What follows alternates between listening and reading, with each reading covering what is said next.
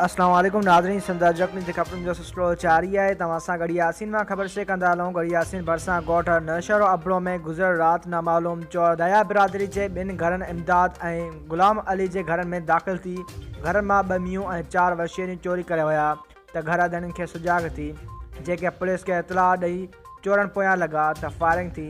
गॾु यासीन पुलिस बि पहुती। 1 कलाक जी फायरिंग में हिकु घर धणी फिदा हुसैन दायो गोली लॻण सबबि ज़ख़्मी थी पियो, जॾहिं त पुलिस ऐं भाॻनि जी फायरिंग में 2 चोर ज़ख़्मी थी पिया, जिन जी सुञाणप सईद लोलाई वेठल गाहिजा ऐं कलीम उर्फ़ कलू कलोड़ो तौर ते थी। पुलिस ज़ख़्मियुनि खे लाड़काने अस्पताल दाख़िल करायो आहे, जॾहिं त पुलिस ऐं ॻोठाणनि चोरी थियल माल वापसि करायो। वधीक ख़बरूं ॾिसण लाइ विज़िट कंदा असांजी वेबसाइट www.sindhajraknews.com।